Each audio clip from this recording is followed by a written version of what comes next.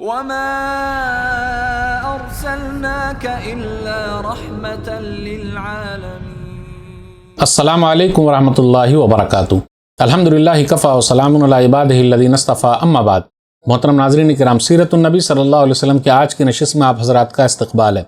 آج کی نشست کا موضوع ہے لوگ اللہ کے دین میں جوک در جوک داخل ہونے لگے۔ فتح مکہ ایک فیصلہ کن معرکہ تھا جو 8 ہجری میں تھا، جس نے بت پرستی کا کام ختم کر دیا اور سارے عرب کے اندر یہ پتہ چل گیا کہ حق کی جیت ہے اور باطل کی ہار ہے۔ اسلام تیزی کے ساتھ پھیلنے لگا اور لوگ اسلام قبول کرتے چلے گئے۔ صحیح بخاری کتاب المغازی حدیث نمبر 4302، عمرو بن سلمہ بیان فرماتے ہیں کہ ہم لوگ ایک چشمے پر آباد تھے جو لوگوں کی گزرگاہ تھا۔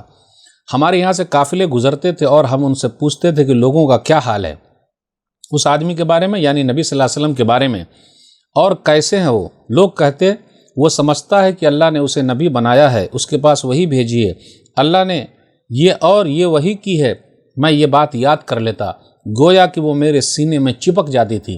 اور عرب جو اسلام قبول کرنے کے لیے فتح مکہ کا انتظار کر رہے تھے کہتے تھے کہ اسے اور اس کی قوم کو پنجہ آزمائی کے لیے چھوڑ دو، یعنی لڑائی جھگڑے کے لیے چھوڑ دو، اگر وہ اپنی قوم پر غالب آ گیا تو سچا نبی ہے۔ چنانچہ جب مکہ فتح ہو گیا تو ہر قوم نے اپنے اسلام کے ساتھ مدینہ کی جانب پیش قدمی کی، یعنی وہ لوگ مدینہ آئے، اور میرے والد بھی میری قوم کے اسلام کے ساتھ تشریف لے گئے۔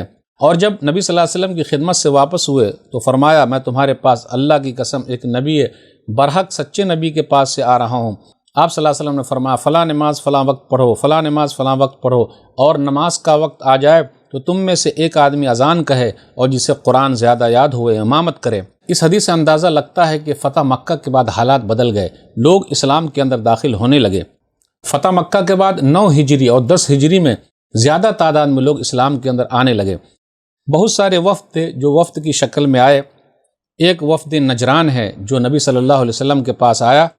وفد نجران 9 ہجری میں آیا، یہ 60 افراد پر مشتمل تھا۔ 24 آدمی اشراف میں سے تھے۔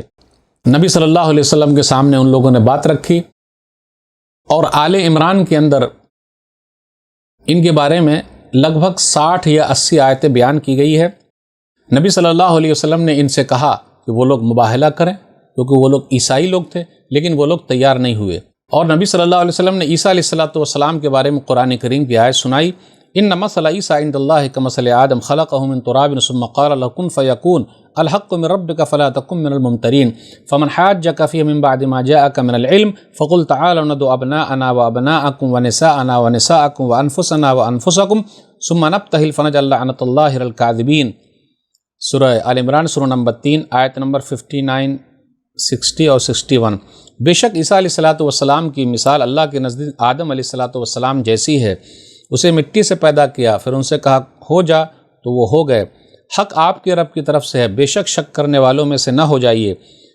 پھر آپ کے پاس علم آ جانے کے بعد جو کوئی آپ سے عیسیٰ علیہ السلام کے بارے میں حجت کرے تو ان سے کہہ دیجیے آؤ ہم بلائیں اپنے بیٹوں کو اور اپنی عورتوں کو اور خود اپنے آپ کو پھر مباہلہ کریں، یعنی اللہ سے گڑ گڑا کر دعا کریں، پس اللہ کی لعنت ٹھہرا ہے جھوٹوں پر، تو اللہ کی لعنت ہے جھوٹوں پر۔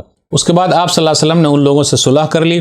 صلح کا مال وصول کرنے کے لیے اس امت کے امین ابو عبیدہ بن جراح رضی اللہ عنہ کو روانہ فرمایا۔ اس کے بعد ان کے اندر اسلام پھیلنا شروع ہوا۔ سیرت نگاروں کا خیال ہے کہ سید اور عاقب نجران پلٹنے کے بعد مسلمان ہو گئے۔ الرحیق المختوم شیخ صفی الرحمن مبارک پوری رحمہ اللہ کتاب صفحہ نمبر 606 پر آپ دیکھیں۔ پھر نبی صلی اللہ علیہ وسلم نے ان سے صدقات و خیرات وصول کرنے کے لیے علی رضی اللہ تعالیٰ عنہ کو روانہ فرمایا، اور ظاہر ہے کہ صدقہ مسلمانوں ہی سے لیا جاتا ہے۔ پھر اسی طرح ایک اور روایت پر غور کریں، صحیح بخاری کتاب المغازی حدیث نمبر 4380، لَعَبَسَنَّ مِنْكُمْ رَجُلًا أَمِينًا حَقَّ أَمِينٍ، میں تم لوگوں کے ساتھ ایک امانت دار آدمی کو بھیجنے والا ہوں۔ تو یہ ابو عبیدہ بن جراح تھے جو اس امت کے امین ہیں، امانت دار ہیں، تو ان کے پاس گئے۔ ایک وفد جو ہے وفد عبد القیس، وہ بھی نبی صلی اللہ علیہ وسلم کے پاس آیا۔ پہلے یہ لوگ 5 ہجری میں آئے تھے، اس کے بعد دوبارہ 9 ہجری میں آئے۔ اشج عبد القیس کے بارے میں نبی صلی اللہ علیہ وسلم نے فرمایا، صحیح مسلم کتاب الایمان حدیث نمبر 17، ان نفی کا خصلتین یحبہما اللہ الحلم والانات، تمہارے اندر 2 خوبی ایسی ہے جو اللہ تعالیٰ کو بہت محبوب ہے، پسندیدہ ہے، ایک ہے دور اندیشی، بات سوچنا، اور دوسری ہے بردباری۔ پھر اسی طریقے سے قبیلہ دوس کا جو وفد ہے وہ بھی نبی صلی اللہ علیہ وسلم کے پاس آیا۔ پہلے یہ لوگ 7 ہجری میں آئے تھے، خیبر میں بھی نبی صلی اللہ علیہ وسلم سے ملے تھے، اس وقت طفیل بن عمرو دوسی رضی اللہ تعالیٰ عنہ مسلمان ہوئے تھے۔ پھر دوبارہ یہ لوگ آئے نبی صلی اللہ علیہ وسلم کے پاس اور بد دعا کرنے کے لیے کہا، لیکن نبی صلی اللہ علیہ وسلم نے دعا کی قبیلہ دوس کے لیے۔ صحیح مسلم کتاب و فضائل الصحابہ حدیث نمبر 2524 2524۔ یا رسول اللہ، ابو ہریرہ رضی اللہ تعالیٰ عنہ بیان فرماتے ہیں کہ طفیل بن عمرو دوسی رضی اللہ تعالیٰ عنہ نے کہا، یا رسول اللہ ان دوسا قد کفرت و ابت، کہ قبیلہ دوس نے کفر کیا، انکار کیا، وہ لوگ نہیں مان رہے ہیں، فد اللہ علیہ، تو آپ بد دعا کر دیجئے۔ نبی صلی اللہ علیہ وسلم فرمایا، اللہم اہدی دوسا وآتی بہم، اے اللہ قبیلہ دوس کو ہدایت دے اور ان لوگوں کو سب کو لے آ۔ بالآخر ایسا ہوا، وہ لوگ سب مسلمان ہو گئے۔ کعب بن زہیر بن ابی سلمہ نبی صلی اللہ علیہ وسلم کے پاس آئے، شاعر تھے عرب کے، نبی صلی اللہ علیہ وسلم کے خلاف بولتے تھے، پھر وہ مسلمان ہو گئے۔ قبیلہ طے کا وفد نبی صلی اللہ علیہ وسلم کے پاس آیا، پھر اسی طریقے سے بنی عامر بن ساسا کا وفد نبی صلی اللہ علیہ وسلم کے پاس آیا، بنو حنیفہ کا وفد نبی صلی اللہ علیہ وسلم کے پاس آیا، 9 ہجری میں آیا، اس میں مسیلمہ کذاب سمیت 70 آدمی تھے۔ مسیلمہ کذاب نے 10 ہجری میں نبوت کا دعویٰ کیا تھا اور ربیع الاول 12 ہجری میں ابو بکر صدیق رضی اللہ تعالیٰ عنہ کے عہد خلافت میں یمامہ کے اندر قتل کیا گیا۔ اس کا قاتل وہی وحشی تھا جس نے حمزہ رضی اللہ تعالیٰ عنہ کو قتل کیا تھا۔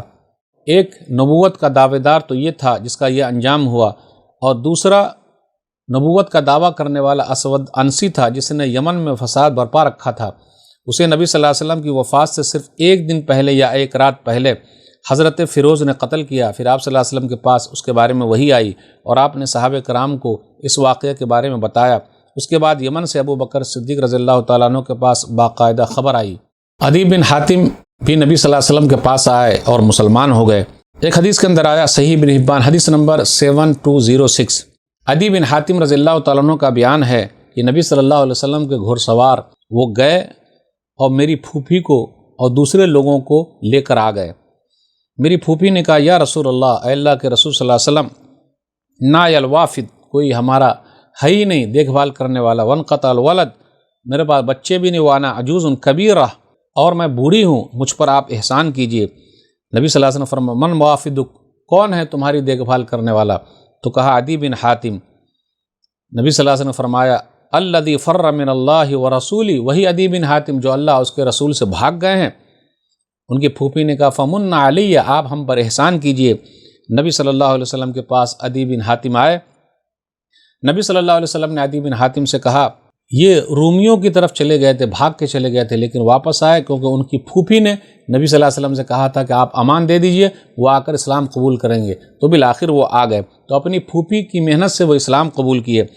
نبی صلی اللہ علیہ وسلم کے پاس آئے تو نبی صلی اللہ علیہ وسلم فرمایا، یا عدی بن حاتم ما افرک ان تقول لا الہ الا اللہ فہل من الہ الا اللہ، ما افرک من ان تقول اللہ اکبر فہل من شیء اکبر من اللہ۔ عدی، آپ یہ بات کہنے سے کیوں بھاگ رہے ہیں؟ لا الہ الا اللہ کہنے سے کیوں بھاگ رہے ہیں؟ کیا لا الہ الا اللہ سے بہتر کوئی چیز ہے؟ آپ اللہ اکبر کہنے سے کیوں بھاگ رہے ہیں؟ کیا اس سے بھی کوئی بڑی چیز ہے؟